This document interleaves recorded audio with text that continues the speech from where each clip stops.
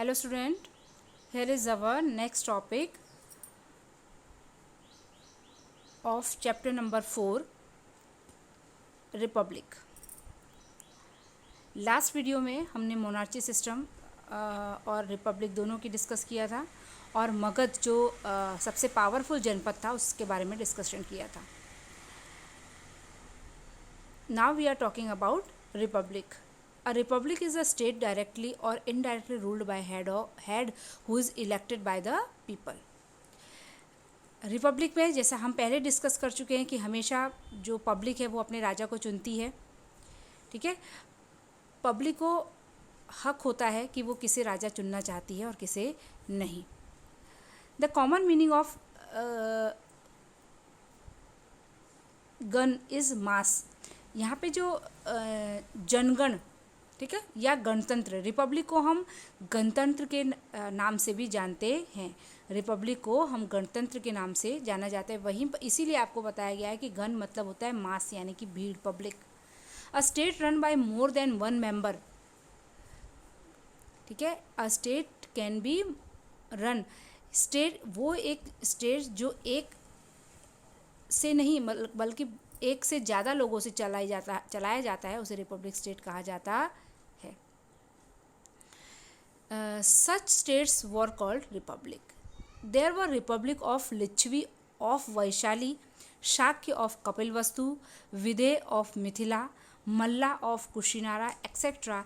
In such a system of affairs each member was given the statue of king. Okay, यहाँ पे आपको जितने भी रिपब्लिक्स के नाम बताए गए हैं वो सब रिपब्लिक हमारे ईस्ट अर्ली इंडिया में बहुत ही पावरफुल थे। उसमें वैशाली है, कपिलवस्तु है, मिथिला है, कुशीनारा है। Okay,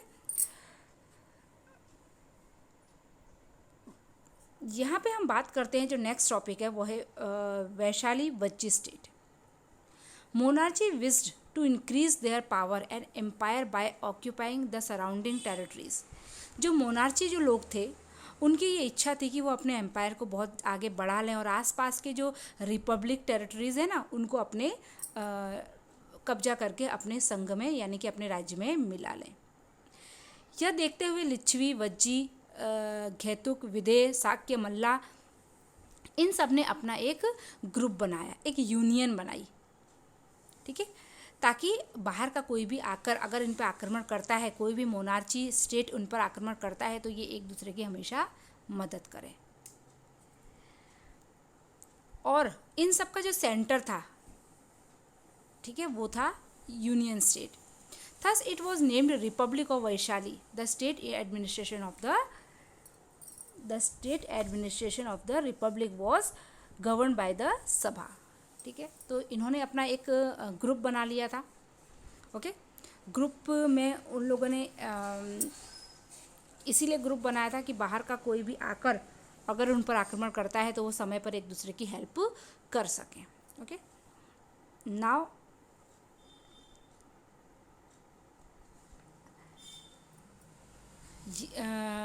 our next is the elderly as youth were selected as a member of the state assembly।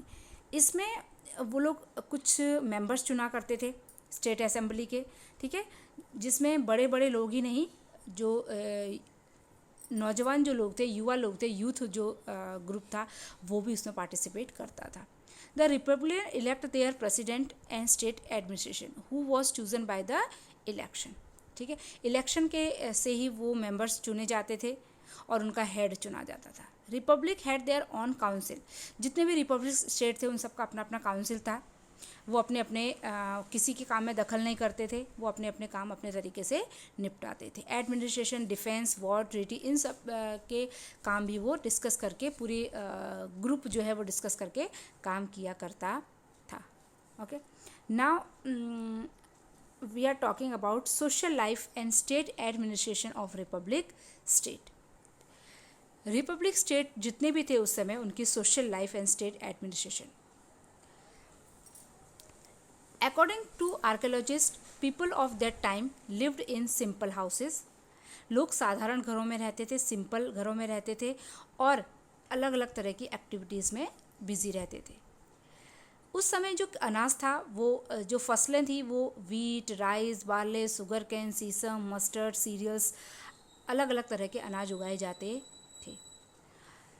People might have been using clay vessels.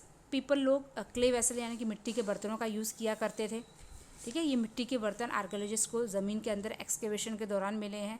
Some of the pottery found at this time had drawing on them.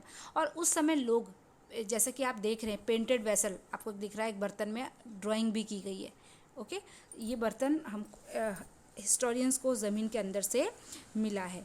तो इस तरह के जो यूटेंशिल्स हैं, बर्तन हैं, वो ज़मीन के अंदर से मिले हैं, जिससे हमें ये पता चलता है कि उस समय के लोग भी ड्राइंग पसंद करते होंगे, कलरफुल और ड्राइंग वाले बर्तन पसंद करते होंगे।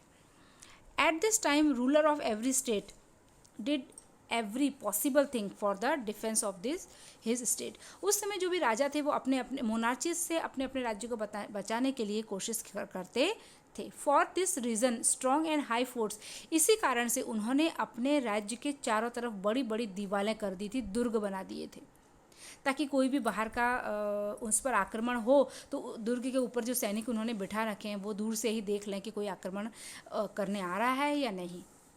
Okay, plenty of stone and bricks were used in it. इसमें बहुत सारे स्टोन और वो ब्रिक्स लगते थे। Some of the king use a build large tall and magnificence wall around their kingdom to showcase their power and prosperity. यहाँ पर जैसा कि आप पिक्चर पे देख रहे हैं, यहाँ पे बहुत सारे राजा जो बहुत ज़्यादा पैसा था जिनके पास, वो इस अपने दुर्ग यानी कि अपने महल के चारों तरफ, अपने किले राज्य के चारों तरफ इस तरह के दीवार बना दिया करते थे। ठीक है, इस तरह की दीवार, सीढ़ी नुमा दीवार बना दिया करते थे, ताकि दुश्मन को आसानी से इस पर चढ़ ना सके। जब तक वो चढ़े तब तक वो अपने युद्ध की तैयारी कर सके। Okay, so we can say that forts with high wall might have been constructed at this time. Okay, तो हम ऐसा कह सकते हैं कि उस समय के जो राजा थे वो अपनी सुरक्षा के लिए इस तरह की दीवारें अपने महलों के, अपने राज्य के चारों तरफ, अपने स्टेट के चारों तरफ बनवाया करते थे।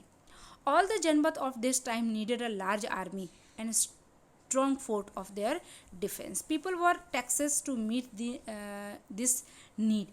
People यानी कि लोगों को, भाई इस तरह के कंस्ट्रक्शन जो चारों तरफ करवाते थे तो उसमें बहुत पैसा लगता था, तो लोगों को अपने राज्य के में टैक्स भरना पड़ता था ताकि राज्य में पैसा जाए और इस तरह का कंस्ट्रक्शन राजा कर पाए। Okay, farmers use to give 6 part of their yield of the trees. Farmer जो भी अपने खेत में उगाते थे उसका 6 पार्ट यानी कि 1/6 पार्ट उनको राजा के राज परिवार वहाँ मतलब महल में जमा करा देना पड़ता था एज अ टैक्स। ओके, फिर जो आर्टिस्ट थे वो आर्टिस्ट अगर पैसा नहीं दे पा रहे हैं तो वो अपने स्टेट के लिए कुछ काम करते थे, जैसे ड्राइंग है, पेंटिंग है, आर्ट बनाना है, ये सब काम वो फ्री में राज्य के लिए किया करते थे। महीने में एक बार उनको राज्य के लिए ये काम करना पड़ता था। Cattle rearer gave cattle as a part of tax. जो कैटल रेयरर थे यानी पशु पक्षी जो चराने वाले थे, गाय भैंस पालने वाले थे, उनको अपनी गाय भैंस देनी पड़ती थी as a tax. The merchant यानी कि जो व्यापारी थे, जो ट्रेडर्स थे, वो उनको सामान जमा कराना पड़ता था, एज टैक्स के रूप में उनको सामान देना पड़ता था, राज्य में जमा कराना पड़ता था। During the period of Mahajanapada agriculture started to improve due to iron tools. Mahajanapada के समय में जो किसान लोग थे उस समय आयरन टूल्स का इन्वेंशन हो चुका था। खेती करने के लिए किसान लोग आयरन टूल्स का यूज़ किया करते थे और इससे उनका जो एग्रीकल्चर है वो बहुत अच्छा हो रहा था, प्रोग्रेस हो रही थी। ओके, तो हमने महाजनपदा के राज्य देखे और अर्ली इंडिया में किस तरह से महाजनपदा में रिपब्लिकन और मोनार्ची सिस्टम काम करता था वो भी हमने डिस्कस किया। नेक्स्ट वीडियो में नेक्स्ट चैप्टर के साथ मिलेंगे। Till then bye bye.